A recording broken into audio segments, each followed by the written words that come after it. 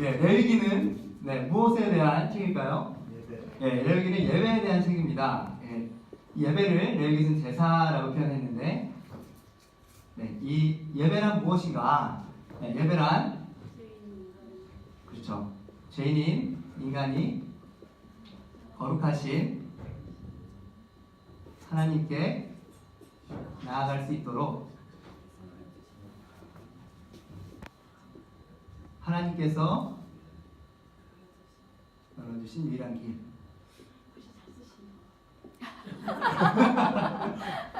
이것이 예배입니다.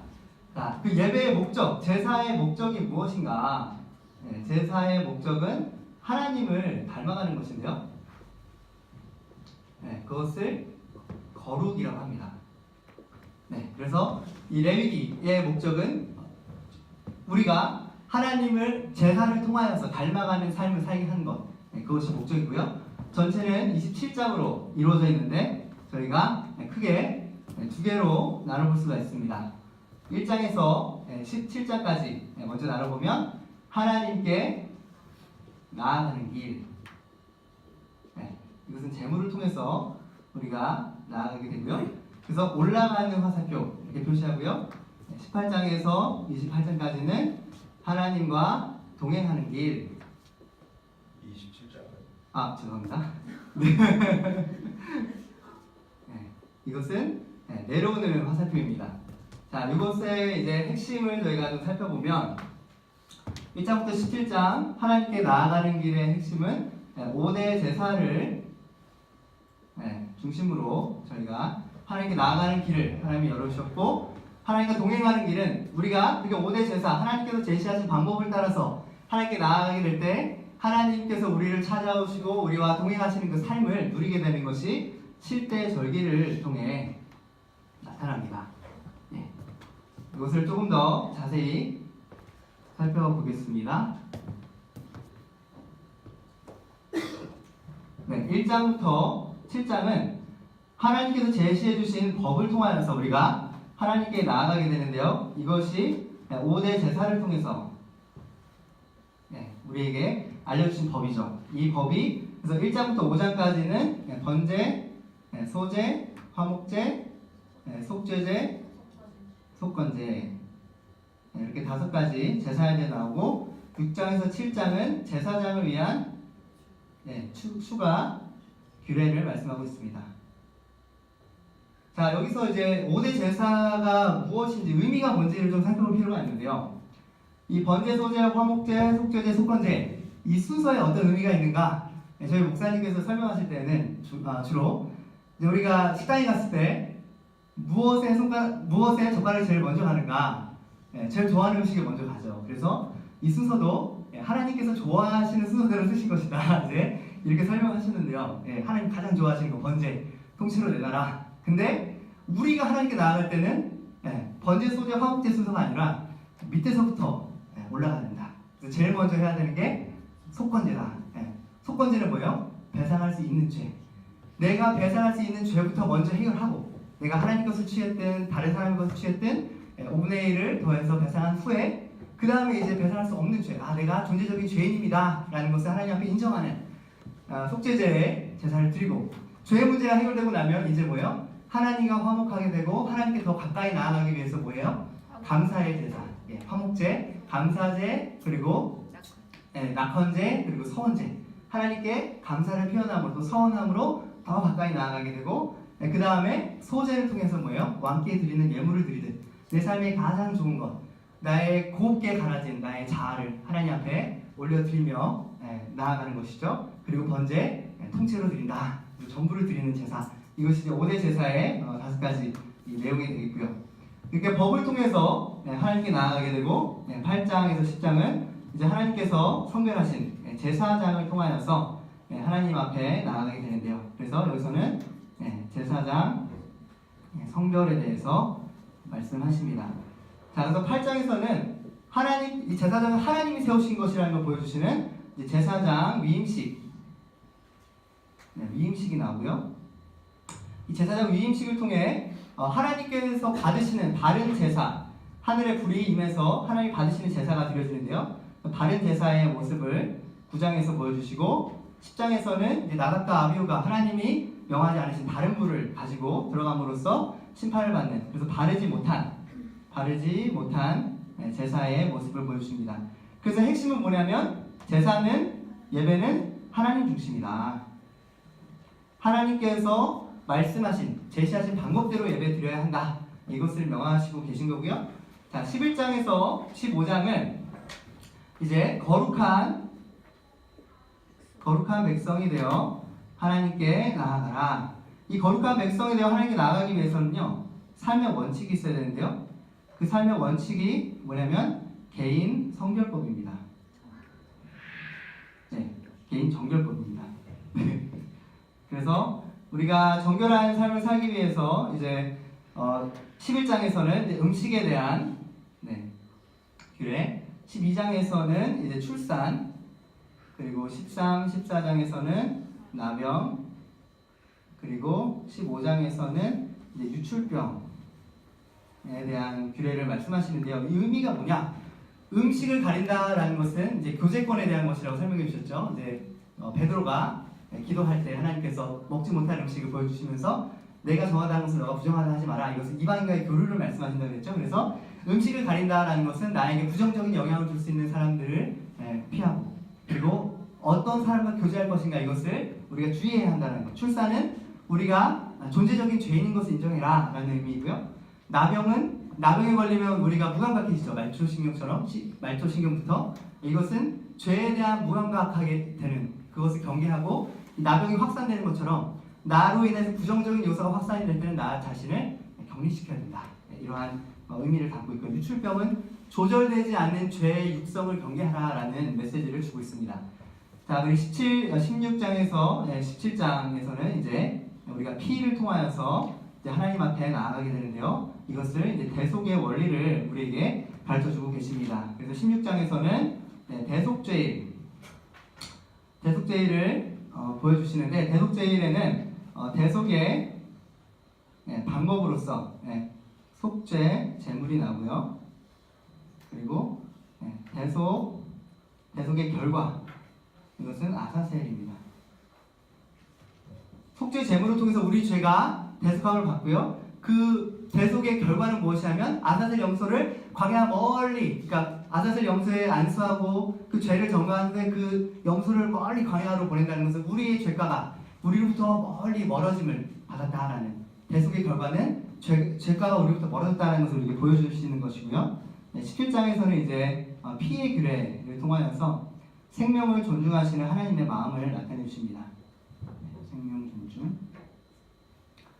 그 다음에 18장에서 27장은 이제 하나님과 동행하는 길을 우리에게 보여주시는데, 18장에서 20장, 18장에서 20장에서는 이제 거룩한 백성이,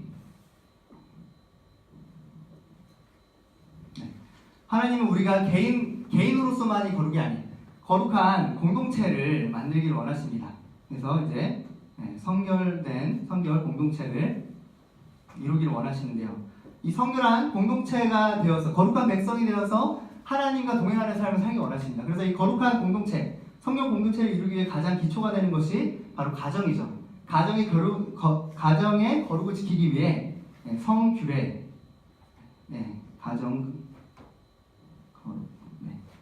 성규례를 통해서 가정을 거룩하게 지키는 그 법을 말씀해 주시고, 이것이 더 나아가서 이제 사회 공동체에서 서로가 서로 간에 지켜야 할, 존중해야 될 그러한 법규를, 성결 공동체를 살아가기 위한 법규를 말씀해 주시고, 20장에서는 이러한 공동체의 거룩을 해치는 자들에 대해서 사형 규례를 명하십니다.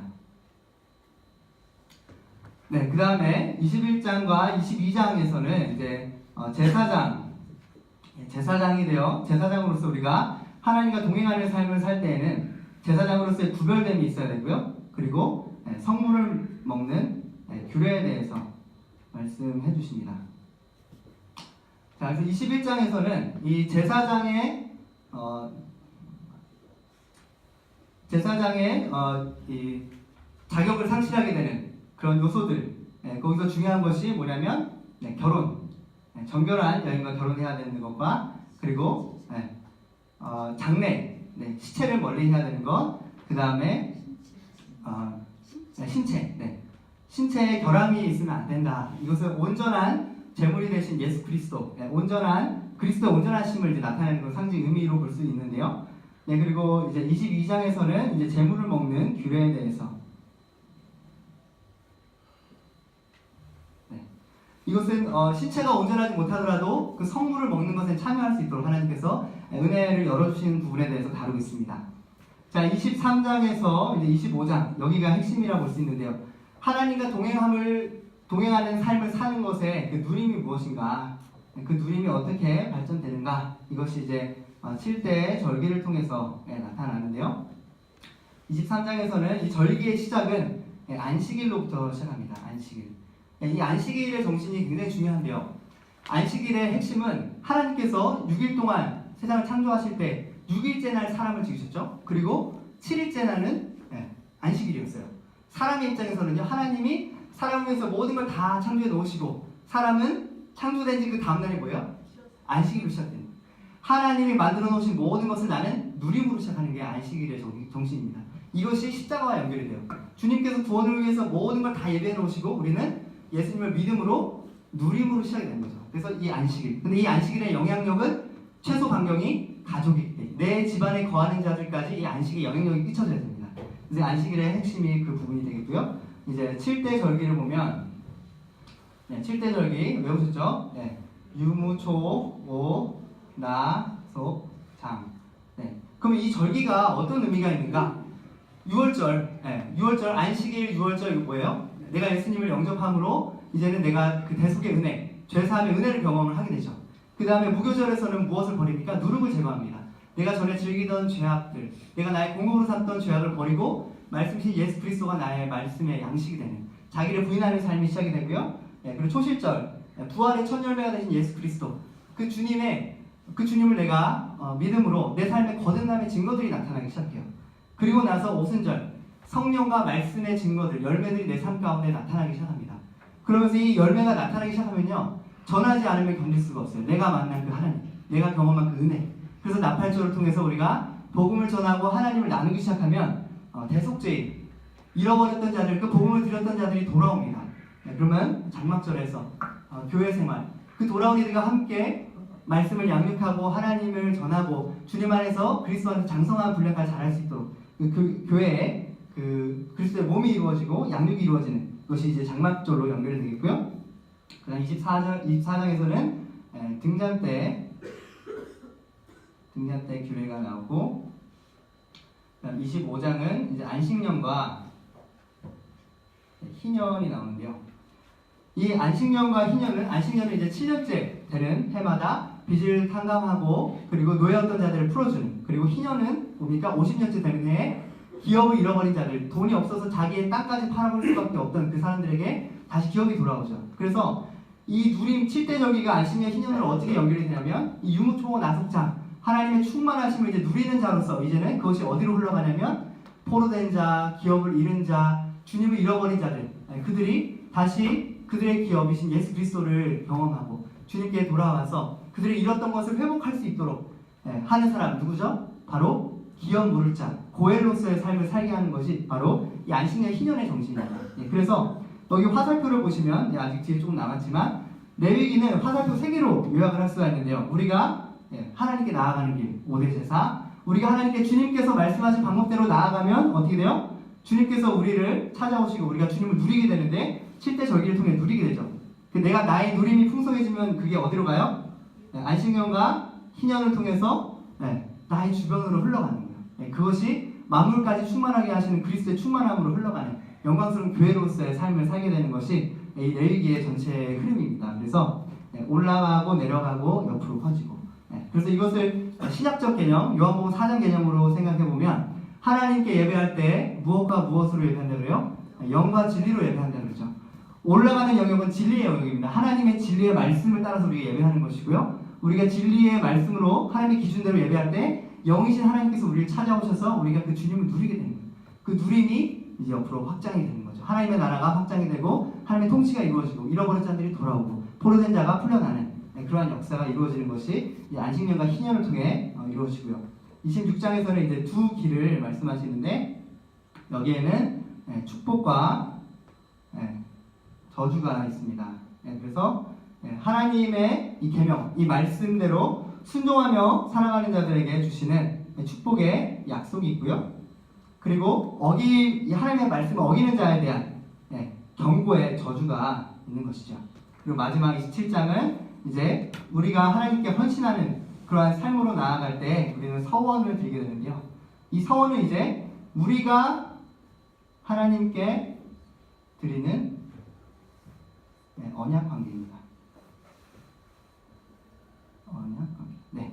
그래서 레위기는 죄인인 인간이 거룩하신 하나님께 나아갈 수 있도록 하나님이 열어놓으신 유일한 길. 그래서 우리가 5대 제사의 정신을 통해 하나님을 예배하고 7대 절기로 주님을 누리고 내가 누린 그 누림이 어떻게 돼요? 안식년과 희년을 통해서 나의 주변 사람들을 또 열방까지 회복하게 하는 그 고엘로서 기업 누릴 자가 되어서 주님을 잃어버린 자들을 자유케 하는 그 돌아오게 하는 그 역사로 열매 맺게 하는 것이 레위기입니다. 감사합니다.